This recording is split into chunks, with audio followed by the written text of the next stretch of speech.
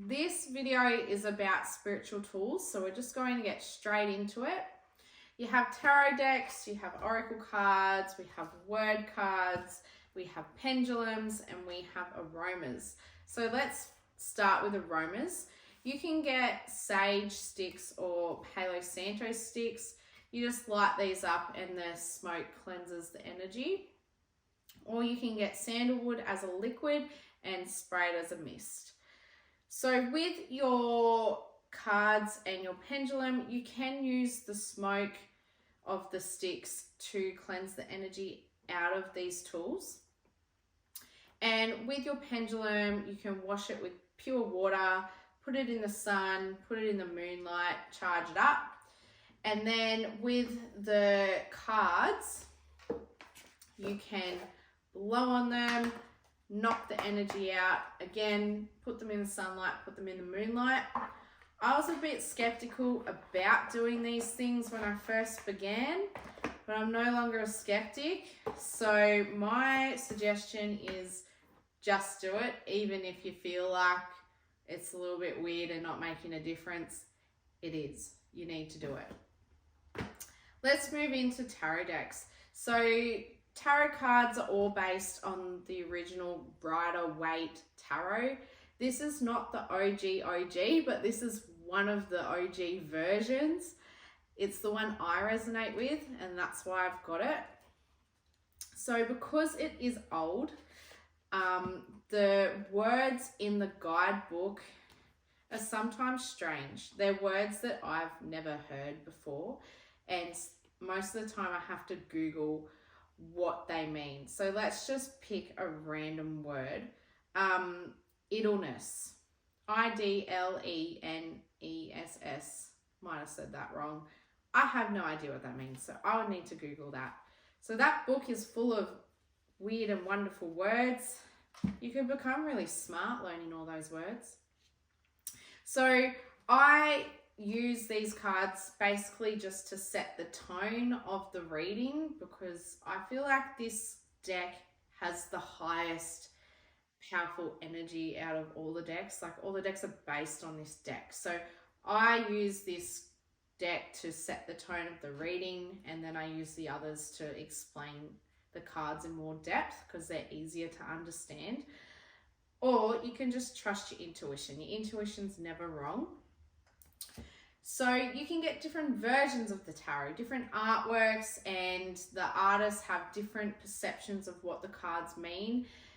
Basically, you're always working with the same energy. So if you want to know some major life answers, you work with the tarot, and each card is working with the same energy. So you have different types. There's 78 cards normally in each tarot deck. The first 22 are major arcana cards, so they're major life themes. So when they come out, you're like, oh, something's going on here. And then the other 56 cards are broken into 4 suits. So you have the cups, which represents emotions and water. It's very flowy. Then we have the wands, which is fire energy and spirit. Then we have the pentacles, which represents earth and the physical realms, so tangible things. And then we have the swords, which represents air and the mental space, so like chopping through things. And then within the 4 suits, the 14 cards, they're numbered 1 to 10. And then the last 4 cards are your page, your knight, your queen, your king. I'm not going to go into the meanings of the cards, but yeah, I personally recommend to use the guidebook because you're working with the energy of that deck and that artist's intentions or perceptions. I don't know, I just recommend the guidebook, or you can go off your intuition, whatever you feel. So with tarot, some people believe that you need to be gifted tarot, otherwise it's bad luck. Or you can just go out and buy your own. Go with what you feel. So when I first got my tarot, I was told that you had to be given one. So I chose the one that I wanted, which was the Muse Tarot, which was a really interesting one to start with because the suits aren't called the generic names, they're called different things. And yeah, so I just told my friend that that was the one I wanted and she bought me it. And then after that, I got hooked and I just started buying them for myself because I was drawn to them. So just go with your gut feeling about what feels right for you, whether you need to be gifted it or you want to buy it yourself. Then we have Oracle. So Oracle does not have a set amount of cards in each deck. They come in all different types and kinds. So, you know, for example, we have the Green Witch Oracle, which works with vegetables and herbs and flowers. We have Aboriginal Ancestral Wisdom, and this has reverse meanings as well. So with the reverse, that means that a card comes out upside down. So with the tarot, the reverse meanings across different tarot decks are always different. So that's why I also like to look at the guidebook. But basically when it comes out reverse, it just means there's a blockage with the energy of that card. So yeah, go with your intuition. Then we have animal spirit cards. We've got all types of cards. So oracle cards are cool.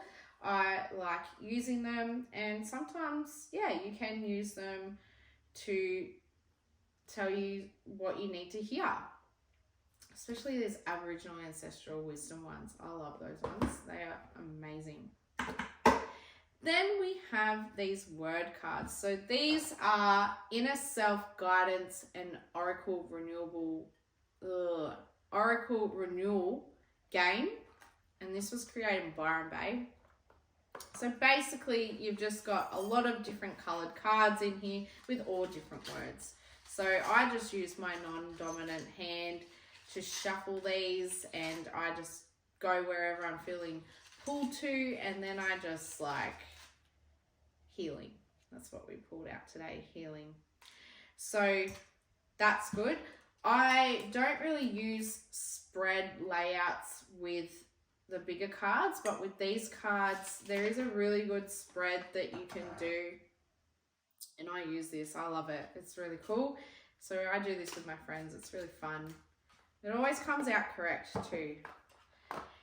And then we have your pendulum. So pendulums are really good. I'm going to do another video on how to use these, but basically you can use the pendulum to help you with the cards, or to help you just you and the pendulum doing a reading together. The pendulum just gives you yes or no answers. So yeah, that's spiritual tools. Thank you for watching.